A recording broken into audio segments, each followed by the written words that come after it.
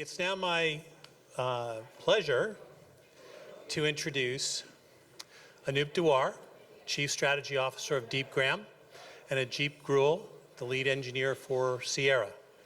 Now, Deepgram is an AI voice platform that provides text-to-speech, speech-to-text, and voice APIs for enterprise-scale deployments. Sierra builds next-generation AI agents that are give a more human-like experience.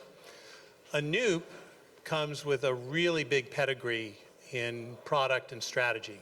He was a leader of product and business at, get this, GitLab, Meta, and Cisco. Where is he? Did I get that right? Got it right. All right. Ajeet is a lead engineer, and he does production-grade autonomous systems. I'm not going to give I've been asked to not do so long introductions for people. But in this case, I got to tell a story. It's a great story. And it's very personal, too, even though I wasn't there. So Anoop, when he was an intern at Microsoft, got to go and visit at Bill Gates' house with the other interns and have dinner. And during dinner, they asked, well, should we do our own startups? And Bill turned to them and he said, absolutely not, because if you start up something great, we'll just copy it and drive you out of business. You should just come to work for us. Now, I worked for Bill at one point, with Bill, I shouldn't say for him, and it's something he would naturally say, but I just can't believe he had the temerity to say it because of the antitrust implications of it. But having said that, Anoop clearly was too busy eating dessert because he did not pay attention to this issue as he's founded a company. So with that, Anoop, Ajeet, welcome. Please welcome Anoop Dawar and Ajeet Grewal. Do you need your own machine? Okay, you need this? I think so. Okay, there. All right, thank you for that kind introduction. We'll get started really quickly. And thank you everybody for taking the time. We appreciate it. All right, so Deepgram, like Arthur said, is a voice platform for business use cases. That is our focus. What does that mean? We build accurate, realistic, cost-effective APIs that scale at very high concurrency, at very low latency, at economics that work for voice agents to get deployed at mass. And so that means we build speech-to-text APIs, text-to-speech APIs, and an opinionated voice agent API to help you build your voice agents out of the box. And of course, there's some audio intelligence thrown in for the mix. That's really a little bit about Deepgram. I want to introduce you to Ajeet, who's going to talk about Sierra, and then I'll come back and we'll have some more discussion about Deepgram. Thanks, Anoop. Thanks, everyone, for having me. My name is Ajeet. I work at Sierra. I lead our voice product engineering. Thanks for the warm intro. And thank you to Anoop for having me and for MLOps having me here. I wanted to quickly introduce Sierra. Sierra is a startup that helps businesses build better, more human customer experiences with AI. We are founded by Brett and Clay, who are excellent people, and we have engineers and people from all over the top tech companies across the Bay Area. So why Sierra? I was talking to Anoop about this offline, but in 1995, web was just getting started, and you could create a website. Today, as you probably saw in this conference, it's very hard to, and it was very hard to create a website that scaled in 1995. That's the case for AI agents in 2025. Like, we're just getting started here, and it's difficult for us to build AI agents that scale and that can be robust to various different kinds of issues that come up. And this is like the new wave of capabilities that we're building for our businesses. There's a lot of different challenges. Large language models can hallucinate, misrepresent customer brands. We want to make sure that we're locking all of that down. Models need to be audited. We make sure that we are not leaking PII. There's a lot of integration that needs to go in for that. Models need to integrate securely with customers' APIs. Orchestration across different steps. How do you make sure your agent is following the right steps in the workflow when it's supposed to, and not skipping steps? That's on a different form of hallucination. And voice, as the title of this talk is, moving from text to voice brings a lot of challenges which you would not see in text. For example, in a chat message, once you send it, it's done. The user has finished speaking or finished speaking their message. But in chat, in voice, there's no clear demarcation between when a user has stopped talking, when the agents start talking. And there's some examples here of like horror stories to kind of highlight this point. We have a bunch of leading brands that succeed with Sierra. We've solved a bunch of these issues. There's a little, at the top, there is a set of things that everyone wants to solve using LLM, using RAG. There's like a few things that everyone knows about, but under the hood, there's a lot of different things that we do to solve this, to bring production agents to all of these customers. So with that, I wanted to talk about maybe the application layer challenges of building voice agents. And I've broken them down into like a few different steps, and there's a lot of detail in each of these steps. But maybe I can give like a brief talk about this. The first one that comes up in voice is latency.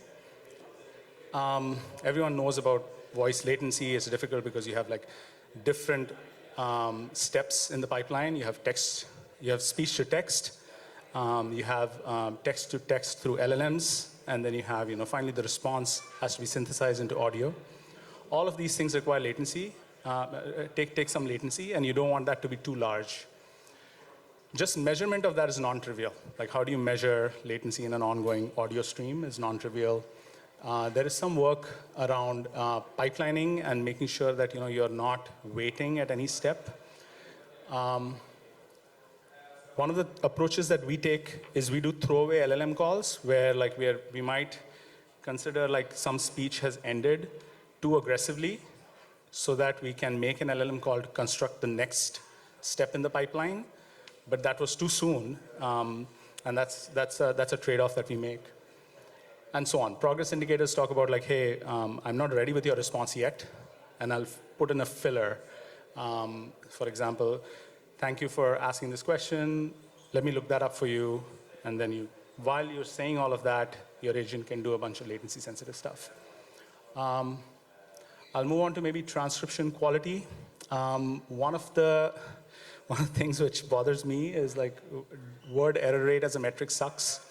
An example of this is, say, your end user says, I want to sign up, or say, I don't want to sign up. The word don't is critical there, and if you mess that up, or if you ignore that, the entire meaning of the response changes and the workflow changes. So even though that word counts as just a single word, you could have probably left out a different word, and that would have been better. So we call these like major mistakes. Some of these major mistakes can't be avoided, are much worse than the minor mistakes, which LLMs can recover from, and that's what the LLM Help Me talks about is small mistakes. LLMs you can prompt them to kind of recover from those kind of small errors. A big one is reliability. LLMs are very high in latency and low in reliability. We have the ability to like dynamically switch when a provider is having issues, and we monitor this in real time. And that's one of the things that application layer companies have to do.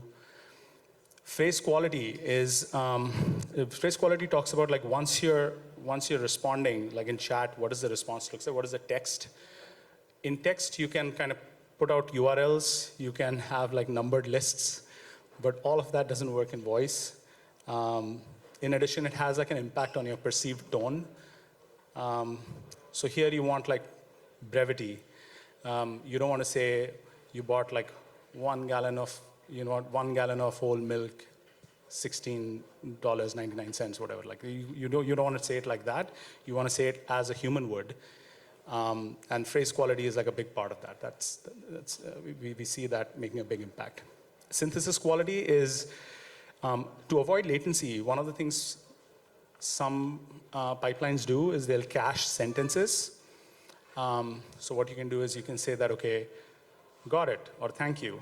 And that you take that sentence, you cache the audio, and then when you're constructing you're synthesizing your response, instead of calling the synthesis provider, you can get it from your cache, so you don't pay the latency penalty of constructing audio.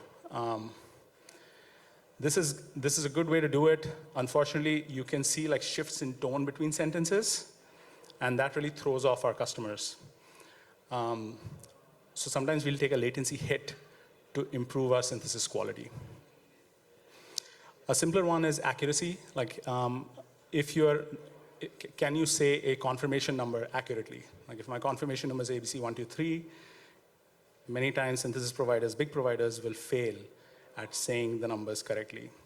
Spacing these numbers out is another challenge. So we have all these metrics.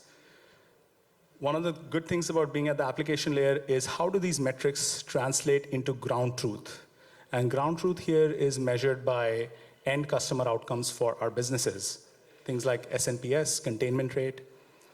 And yeah, there's some surprising learnings on some of these things which you would think are very important, but maybe are not that important from the ground truth side. For example, latency. After a certain point, it doesn't matter improving latency further, and we have data to prove this. We've solved some of these challenges, but we're growing very rapidly. So maybe as like a forward-looking, what are we looking for? And I'm sure many of people here are working at startups. We're actively looking to partner with different startups at the application layer. So what are we looking for? We are growing across the world.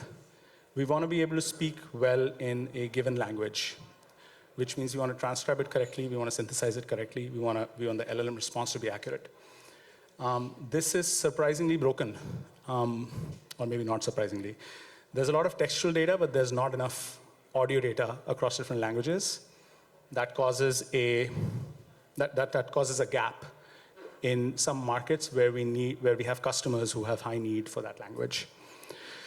Multilingual agents are, how do you change languages within a single conversation? And this is something we're actively working towards, and we have some solutions for this, but an ideal use case here would be rather than changing the voice altogether, the same voice can speak fluently in a different language, and having a very high bar on what that is, right? So not having weird accents. I'm not sure many people here have tried OpenAI voice mode, but whenever I try switching languages, it's not I'm not always very happy. A third one is the combination of this modularity and reliability. So since we have different providers, we want to be able to work across the providers, but still have a reliable service. We don't want, we dropped like 10,000 calls because one of our providers went down. So that's a challenge from the engineering standpoint that we need to fix. And finally, speech-to-speech. I think Anoop is probably going to talk about this a little bit more, but we want to get ready for speech-to-speech. Intermediate text output is lossy. A good example of this is like when I say my name, Ajeet, and how it gets transcribed, how it gets spelled is not always accurate. And then even if I get the accurate spelling, how the synthesizer is going to say that is not accurate. Speech-to-speech sort of solves this by taking the audio signal, and maybe you can use the audio signal to, pronounce the word correctly. So those are some challenges going forward. Maybe I can come back later for questions, but bring Anoop back. Thank you. Thanks, Ajeet. Thank you, Ajeet. That is great. How many of you are actually actively building in voice, like a show of hands? And how many of you building in real-time voice as opposed to batch? Okay, good, great. So this is hopefully some of what Ajeet covered, but essentially what we see is when you go from prototype to early production to scaled production, all sorts of things break. It's most of us have made it very easy to get you to a prototype. Like you can literally go to DeepGram Playground, go to voice agent, change a few things, press a speak button, and have a fantastic voice agent that will do interruption detection, barge in, things like that, right? But now when you start to take it to scale and in production, you run into the kind of challenges that Ajeet talked about. And so that's when you start to understand what is important, which is observability, the ability to sort of tweak and control various parts of your system. And I say this because eventually when you get to P95 type stuff, which is what customers expect, lots of other user experience or the conversational experience of the voice agent becomes extremely critical. And so you have to focus a lot more on that art and craft of designing a human conversation. So I'll go into a little bit about why that becomes more interesting. A couple of things I learned yesterday. I was at another voice summit here in the city, and two of the founders said this. So one of our Rhyme founders said, people expect from AI more than they will expect from a human. So in terms of the speech-to-text accuracy, in terms of text-to-speech, right, the expectation is superhuman. And so you have to be able to deliver at that expectation. So with that said, let me just go into the common technical challenges that we are seeing now even more. Voice isolation. We are here. I have a microphone. I bet you if there is a transcription system here, it'll do a fantastic job, right? But let's say I'm in a cafe and I'm speaking to my system. Will it do a good job? How does it know to latch on to my voice and then drown out the other voices, right? And then conversely, now let's say you're in an E911 call and there's a person on the phone with a loud voice, but you hear a baby or a child screaming something in far field. Now, all of a sudden, that far field is more important because you might want to know that so you can give other instructions to the person on the phone that, hey, maybe figure out we heard some noise there, is the child safe, and so on and so forth. So the context in which you are doing this and what you're listening to matters a lot, and therefore controllability matters a lot. Margin handling, we all are very natural about, well, most of us are at least, like letting the other person finish their thought before we speak, right? So we all in our brains have this model, which is an end of thought model. And we kind of sort of know when somebody's done speaking versus somebody is pausing in the middle of a thought, right? And it's almost like sometimes we speak to hold our turn. And as we are holding our turn, new ideas come into our brain, and then we speak those ideas, right? So how do you model that? And if you don't model that, then your margin will always be unnatural. And then finally, the idea that Ajeet was talking about, like they do throwaway LLM calls, it's because you can become more accurate if you have more context. But if you have more context, it takes you longer you have to wait for more of the audio before you gather context. If you wait for more of the audio, you lose latency. So there are ways where we will provide interim results that you can use, which are helpful but not confirmed before the finalized returns come in. And so if you have that facility, you can create amazing conversational systems.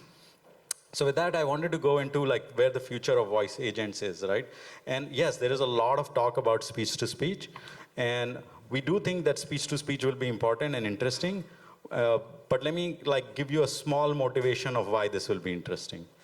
If you transcribe a word, hello, into text, it is the same transcription, H-E-L-L-O. That's it, right? And maybe you did it with a hello, and maybe there's an exclamation. But that's about it. But the way we speak hello is all sorts of ways. There can be a tired hello. I saw somebody who I didn't want to see, and I'm like, hello, right? That's a different hello than somebody I'm excited to see, and I'm like greeting them. So there is that piece of knowledge that gets lost when you take a speech-to-text system, convert it to text, then you go to an LLM. Then you take the LLM, taking the output, and then you go to text-to-speech. So this is one representation in the latent space that has like 1,500 more representations, or 15,000 more representations of that word hello. And you can see the scale and why, therefore, voice is very different than text-based modeling and text-based usage, because you basically just created 3 orders of magnitude higher complexity, if not more, when you try to capture everything we as humans say and speak. So that's why it's interesting. That's why it can solve lots of amazing problems. But it also needs to be observable, because if I create a monolith speech-to-speech model where your transcription is delayed or you lose control, then you have no idea what you're talking to. So you don't know whether the model broke down because it didn't hear you correctly, or your intent, or was it broken in its reasoning, or was it broken in its speech synthesis? You have sort of no idea to debug it, and then no way to control it, right? So this is Neuroplex, which is in hands of our researchers, and they're doing interesting things. If you ask me 3-level deep questions on this, I will not be able to answer it. But I'll give you a high level, right? So you have your classic user input, and imagine this, all of the red, all of the blue is our classic speech-to-text model. But what we have done is we have taken the ASR head out and separated it, and we have taken a latent space embedding from here and adapted it to the LLM. And the same thing is happening on the other side, and it comes to the LLM to text-to-code system, which then creates a code-based embedding for language, which then that converts into audio. So what's happening here is it is a speech-to-speech system. It's faster, it's low latency, because you don't have to pay the penalty for the ASR head, and you don't have to pay the penalty for the LLM head. And that creates low latency. It also can carry the context through the whole thing. So all those 15,000 representations that I showed you are going and flowing through the whole thing, so that the LLM can take an action based on the sentiment of the customer. And likewise, on the text-to-speech side, that sentiment can be carried forward, so the speech is continuously consistent. But you don't lose the ability to debug, because the ASR head and the LLM head can always be there. So you're getting near real-time answers to exactly what is happening in each stage of your pipeline. And we feel that this observable, interpretable, compliant system of speech-to-speech with the observability as the core is sort of the future that people will be able to adapt. And then you can mix and match it, right? You don't want this LLM head, replace it, get another one, right? And you get full control on the system as a composable system.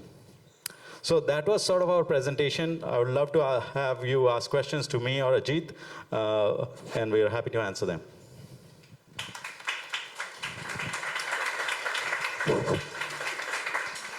Questions?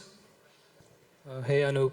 This could be a dumb question, but you know how there's specific hardware for improving LLM inference, like Grok or Cerebra systems? Do you think will there be any future hardware specifically for voice agents to improve inference or performance in general? That's a great question. I think some of the architectures that are there to optimize LLMs could potentially also work for voice. The challenge is that real-time AI is very different than text-based LLM AI. Text-based LLM AI is foundationally a batch system, right? It doesn't even start thinking till you fully type your sentence and press enter, right, on ChatGPT.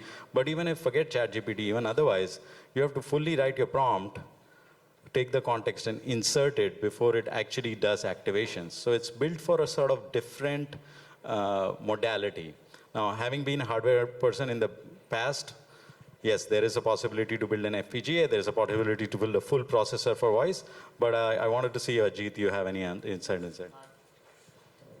Yeah, I don't have any comments here. This makes sense. Yeah. Well, I have a question for Ajeet.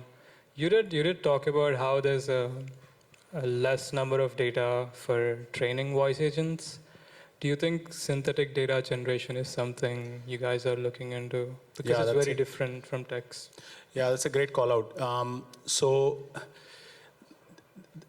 Yes, that's a great way to get started. You do need like a baseline agent, which is a baseline model which synthesizes well in that language, and then you can build a loop, right? And okay, if I want to improve this, I'm going to use a synthesis model, generate some data, use that to train my transcription model, and it is possible to do that. Yes, we have not explored it a lot.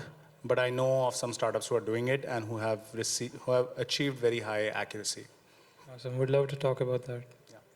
Thank you. Yeah, as we wait for another question, I'll tell you that DeepGram uses synthetic data inside to build models too. But and our observation is that quality of your synthetic data matters a lot. and it needs to be built with a kernel of really good real data. Otherwise, you get very extraordinarily bad results. So like buyer beware on that. Yeah. So how do you handle different accents, even though the text may be same, but people speak that in different accents? So how does the system handle that variations? Because all accents may not be modeled in your... Yeah, that's a good question, right? So I think this is no different in terms of like if you want to map it to a different thing. People speak English in very different ways, and they will, depending on what your first native language is, you might ask a question when you're not really asking a question, right? You'll say things like, I went to this coffee shop only, and you'll say only for no reason, right? And I used to do that, so I know. So what I'm saying is these kind of mappings happen in LLM, and similar things happen on the speech-to-text system, where you can find the right signals if you have enough data and you go through enough trainings and epochs to get to a point that you can be great at all the accents. It's a matter of having the right data. And on text-to-speech side, it's even more interesting and complicated because you don't want to mid-stream switch your accent. If I'm speaking in, let's say, Gujarati, which is an Indian language, and then I suddenly switch to English, and my language my accent becomes British, and then I go back to a Spanish language, and it becomes like really native from Colombia or something. That sort of stuff is very odd and jarring for people. And so you have to train and put guardrails on these systems, and then you are able to make that happen. We're going to have to stop it there.